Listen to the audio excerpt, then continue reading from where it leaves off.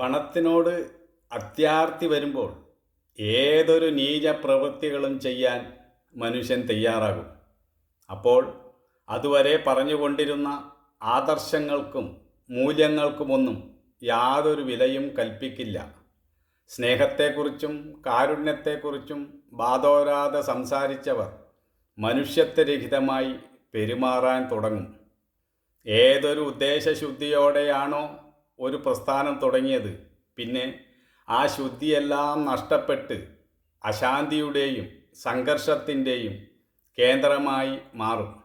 അപ്പോൾ ആദർശശുദ്ധിയുള്ള പലരും അവിടെ നിന്നും കൊഴിഞ്ഞു പോകാൻ തുടങ്ങും.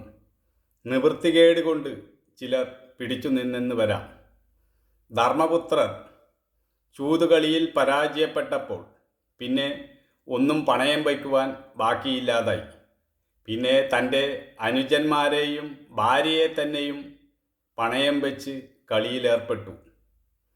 ചൂതുകളിയുടെ ഹരത്തിൽ ധർമ്മപുത്രർ തൻ്റെ സഹോദരന്മാരെ തന്നെ പണയം വെച്ച് നിന്ദ്യമായ പ്രവൃത്തി ചെയ്തതുപോലെ പണത്തോടുള്ള അത്യാർത്തി കാരണം തൻ്റെ ശിഷ്യന്മാരെയും ബിനാമിയായി ഉപയോഗിക്കുന്നവരുണ്ട്. ഇത്തരക്കാർക്ക് സമൂഹത്തിന് അല്ലെങ്കിൽ തൻ്റെ ശിഷ്യന്മാർക്ക് എന്ത് മൂല്യങ്ങളാണ് നൽകുവാനുള്ളത്?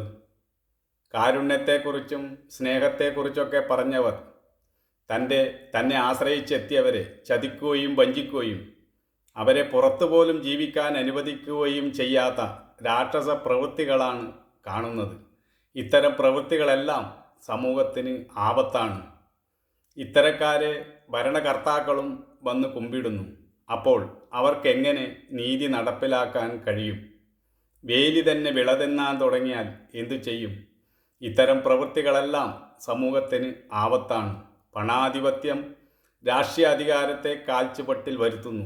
അപ്പോൾ സാധാരണക്കാരന് നീതി കിട്ടുക എന്നത് നന്നേ പ്രയാസമാണ്. അവരെവിടെ പോയി പരാതി പറഞ്ഞാലും ആരും കേൾക്കാൻ തയ്യാറാകാത്ത അവസ്ഥ വരും. ഇതിനെതിരെ സമൂഹത്തിൽ ശരിയായ ഒരു ചർച്ച നടന്നേ മതിയാവുള്ളൂ.